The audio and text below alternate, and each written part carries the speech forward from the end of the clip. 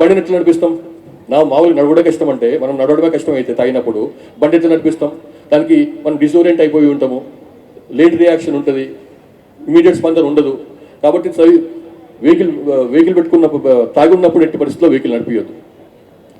ఇంకోటి ఏంటి అంటే హెల్మెట్ ఎందుకు పెట్టుకోరా అంటే ఇంతకుముందు బాబు చెప్పిండు కదా స్కిట్లో, తల క్రాప్ పోతుంది, ఎండికలు పోతాయి, నెత్తులు వస్తుంది, చెవులు వినబడవు, ఎన్కోడు హార్న్ కూడా తినరాదు, మెడలు వస్తుంది. ఇవన్నీ ఏంటివంటూ పరికిమాల ప్రిటెక్షన్ చెప్తుంటారు, నేపాల్ చెప్తుంటారు, మిషల్ చెప్తుంటారు. ఢిల్లీలో కంపల్సరీ ఇద్దరు వెహికల్ మీద కూర్చొని ఇద్దరు పెట్టుకోవడం కంపల్సరీ హెల్మెట్లు. బెంగళూరులో కంపల్సరీ, చెన్నైలో కంపల్సరీ. ప్రతి చోట ఇక్కడ పెద్ద పట్టణాలు ఉన్నాయో, ఏ రాష్ట్రాలైతే ఉన్నాయో మీరు చూడండి, అక్కడ పోయి చూడండి. ముందు నడిపిస్తున్నాను పెట్టుకుంటాడు, ఎన్నుకుంటాను పెట్టుకుంటాడు. కానీ మన తెలంగాణలో మనకి కొత్తది మనకు ఎంత నెత్తి మీద ఎంత అభిమానమో, ఎన్నికల మీద ఎంత అభిమానమో నాకు అర్థం కాదు. నేను నా జీవితంలో హెల్మెట్ పెట్టుకోలేదు, నేను ఎన్నికలను పోయినాయి, దానికి సంబంధం లేదు. ఎన్నికలు పోవడానికి హెల్మెట్ సంబంధం లేదు. కాబట్టి హెల్మెట్ పెట్టుకోండి. రెండోది, మీతో ఎంతమంది 2 వీలర్స్ ఉన్న వాళ్ళు, పేరెంట్స్ ఉన్న వాళ్ళు చేతులు లేపండి. ఎంతమందికి 2 వీలర్స్ ఉన్న ఫాదర్ ఉన్నారు, బ్రదర్ ఉన్నారు, చేతులు లేపండి. సో చాలా మందికి ఉన్నారు. మరి మీరు హెల్మెట్ పెట్టుకుంటున్నా ఒకసారి చేతులు లేపండి. మీ ఫాదర్ కానీ సగం మందికి వచ్చేసినాయి. ఇక వెనక వెళ్ళి పెట్టడం మరి అసలు ఆ సిద్ధాంతమే లేదు మన దగ్గర, వెనక పెట్టుకోవడం అనేది. అంటే మనం ఎంత లైట్ తీసుకుంటున్నామో చూడండి మన జీవితాలని. మనం ఇక సింపుల్ హెల్మెట్ ఎంత నెత్తి పెట్టుకోవడం అంటే, మన ప్యాంట్కి ఎట్లా బెల్ట్ పెట్టుకుంటాం అంత సింపుల్ హెల్మెట్ పెట్టుకోవాలన్నమాట, అంతే. ఇక పెద్దది ఇంకో విషయం ఏంటంటే ఫోర్ వీలర్ విషయం. 4 వీలర్ అంటే ఇది కార్లు కానీ, జీపులు కానీ, అటువంటి వెహికల్స్. మెయిన్గా మనం చేసే మిస్టేక్ ఏంది? 4 వీలర్స్ పైన ఎక్కినప్పుడు సీట్ బెల్ట్ పెట్టుకోకపోవటం. ఎక్కువ పెట్టుకుంటే డ్రైవర్ పెట్టుకుంటాడు, డ్రైవర్ పక్కన కూర్చున్నాను పెట్టుకోడు, వెనక కూర్చున్న వాళ్ళు పెట్టుకోరు.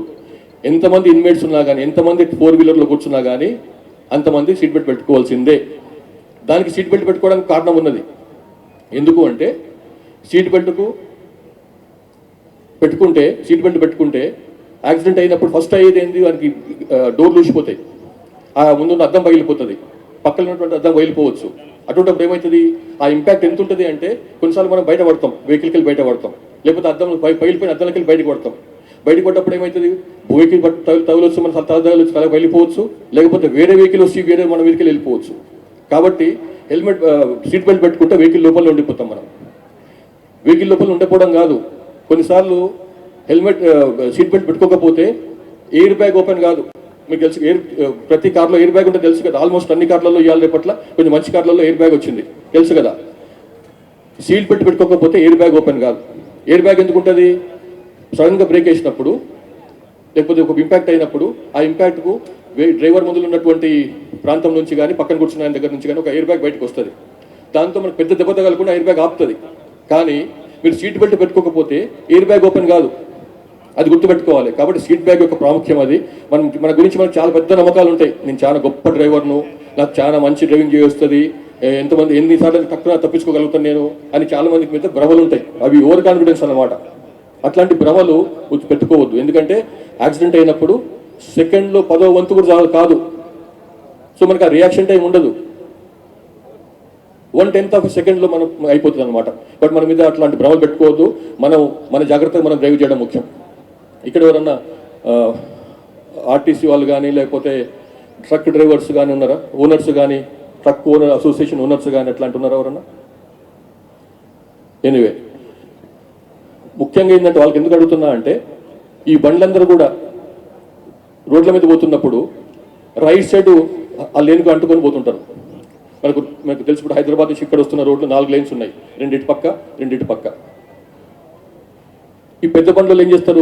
ఏ బండి అయినా కానీ ఆ రైట్ సైడ్ లేన్ కతుక్కొని ఇక ముందు పోతూనే ఉంటారు అనమాట. దాంతో ఏమైపోతుంది? లెఫ్ట్ సైడ్ నుండి ఓవర్టేక్ చేయాల్సి వస్తుంది వేరే బండ్లకు.